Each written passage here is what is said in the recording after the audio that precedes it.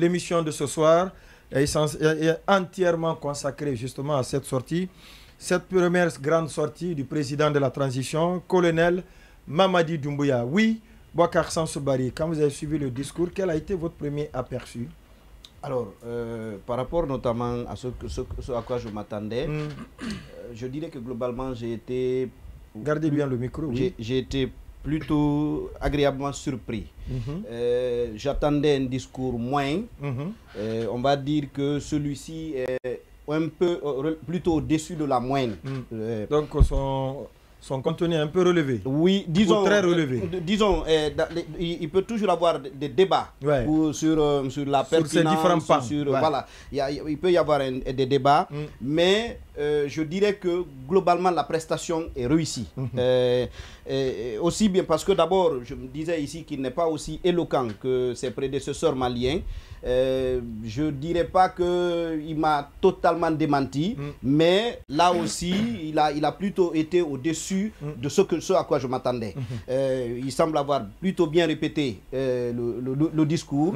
Et c'est approprié. Oui, c'est suffisamment approprié. Oui. Et on l'a senti. Il y a eu, dans le rendu. Oui, il y a eu notamment peut-être, il a buté sur un ou deux pans, deux mots du truc, mais vraiment, ce n'est pas, c'est des détails, voilà, non moins importants. Qui ne sont pas qui ne dégradent pas le rendu. Et il a aussi une position. Je ne m'attendais pas personnellement la position, parce que moi je sors de ce discours-là avec l'impression qu'il s'est plutôt affiché panafricaniste. C'est pas ce à quoi je m'attendais. Je m'attendais à ce qu'il soit un peu plus à équidistance dans tout ça. Mais je pense par exemple que du côté des panafricanistes, ceux qui le soupçonnaient de rouler pour l'Occident, pour la France notamment, ceux-là ont de quoi être plutôt rassurés par rapport au discours. Certes, il n'a pas fait autant que les Maliens ou les Burkinabés, parce que les contextes ne sont pas nécessairement les mêmes. Ça aussi, mais si il faut nécessairement lui trouver un camp, même s'il ne veut pas être encarté, on dira plutôt qu'il est plus proche du Mali que peut-être que du Gabonais. D'accord, oui. Aussi maîtriser la communication. On va donc aller avec la régie, puisqu'on a coupé quelques pans de son intervention d'une vingtaine de minutes.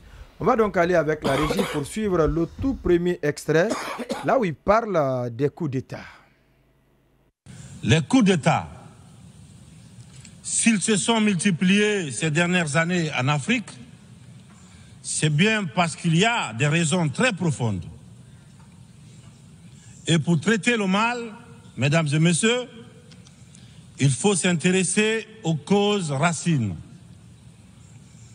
Le putschiste n'est pas seulement celui qui prend les armes, qui renverse un régime.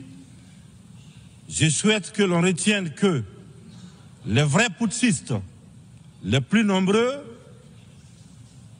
qui ne font l'objet d'aucune condamnation, c'est aussi ceux qui manigancent, qui utilisent la fourberie, qui trichent pour manipuler les textes de la Constitution afin de se maintenir éternellement au pouvoir. C'est ceux en col blanc qui modifient les règles du jeu pendant la partie pour conserver les rênes du pouvoir. Voilà les putschistes les plus nombreux. Thomas FM, la radio du développement et de la bonne gouvernance. Boubacar Sansou-Bari. Oui, alors ça c'est un élément de langage. Ce sont des éléments de langage qu'on a entendus pratiquement depuis que les coups d'État, la série des coups d'État a commencé. En Afrique de l'Ouest. Et oui, il est vrai que ces éléments-là font nécessairement partie des crises auxquelles nous assistons. Maintenant, par exemple, si vous prenez le cas du Mali, pour dire que ça ne s'applique pas fondamentalement à tout, il n'est pas question nécessairement de modification de la Constitution, ni au Mali, ni au Niger. Encore moins au Burkina Faso. Voilà, donc pour moi, oui, il y a ces problèmes-là, mais c'est devenu aujourd'hui un élément de langage que les gens reprennent systématiquement. C'est bien dit, il a bien dit dans ses formules. Vous savez qu'il y a Ablaye Maïga, qui traitait la France de junte. Lui, il reprend le terme putschiste, il ne s'en cache pas. C'est une très belle formule, mais il élargit le champ pour dire aussi qu'il y a des putschistes, on va dire, constitutionnels, qui sont il y a des putschistes dans le cadre de la corruption. Maintenant, je ne sais pas, il y a un autre extrait qui se rapporte plutôt à ça, c'est quand il parle aussi comme facteur expliquant ces coups d'État, notamment des promesses non tenues, de l'endormissement de la population. Alors, si je dis, vous savez, c'est très bien de livrer les discours à un moment donné, mais ne perdons jamais de vue le fait que, à un moment donné, c'est des discours de nos prédécesseurs qui les ont rattrapés. Et il n'est pas exclu que certaines choses qui ont été dites ici puissent à un moment donné être renvoyées au colonel Mamadi Doumbouya. Et je pense même que certains éléments, je note particulièrement les promesses non tenues. Il devrait pouvoir... Vous faire allusion à quoi? À lui-même sa promesse tenue? Parce que Gawal l'a dit dans cette même émission que Mamadi Doumbouya l'a annoncé au cours d'un des conseils des ministres, qu'il ne fera pas plus de 24 heures après 2024. Je dis, si vous prenez ça, si vous prenez le terme, si les promesses non tenues font partie des explications de coup d'État, je dis que ce soit ceux d'aujourd'hui, que ce soit ceux de demain, on devrait faire attention. Parce que, encore une fois, aujourd'hui, le discours qu'on sert, c'est de donner l'impression qu'un président, c'est quelqu'un de parfait. Il doit pouvoir tout faire.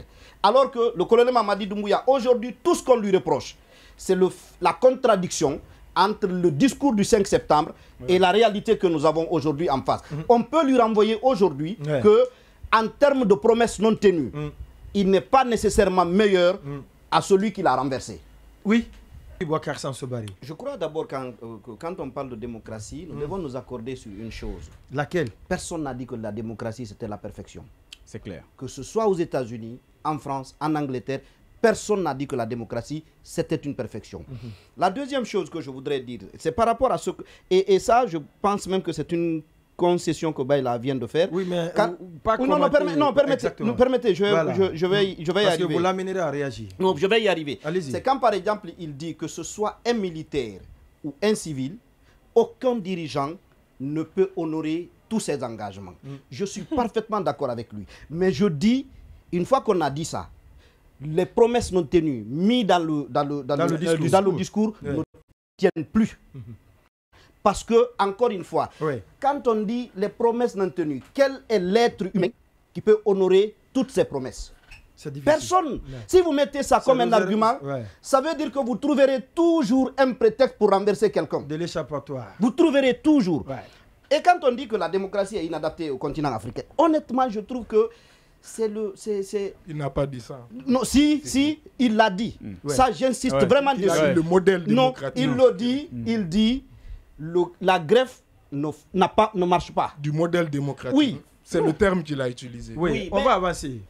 Alors, je dis que le colonel Doumbouya me dise, et c'est pour ça que j'ai dit la démocratie, ce n'est pas une perfection, qu'ils me disent que le Botswana ne fait pas partie de l'Afrique. La Namibie n'en fait pas partie. Le Ghana, le Cap-Vert, l'Afrique du Sud, le Kenya, le Bénin et le Sénégal. Et je dis tout ça parce qu'on voudra toujours me trouver un prétexte. Le Sénégal, il y a ceci, le Ghana, il y a cela. Et je dis encore une fois, la démocratie, ce n'est pas une perfection. Mais dans ces pays-là, il y a des trucs qui fonctionnent. Il y a des trucs qui fonctionnent. Donc, qu'on ne vienne pas nous dire ici, si les gens sont incapables de respecter les règles communes qu'on s'est établies, qu'ils disent qu'ils sont incapables. Qu'on ne vienne pas mettre en cause un système. Et puis, quand on raconte ça, qu'est-ce qu'on nous propose en lieu et place dans ce débat-là? Et de tous ceux qui parlent, qui disent la démocratie, ça ne fonctionne pas, qu'est-ce qu'ils ont une fois proposé comme alternative? Beaucoup. Il n'y a rien. Je vous invite à l'insurrection idéologique qui propose une très bonne alternative à la démocratie. Donc, personnellement, je trouve que c'est souvent un discours qu'on tient au moment où on arrive au pouvoir. Mais pour la suite, on ne propose absolument rien. Parce qu'on le dira tout à l'heure, quand le colonel dit que c'est le social, l'économique et le politique, je ne sais pas quel est le sens de ce qu'il dit là. On en parlera tout à l'heure. Oui, allez-y,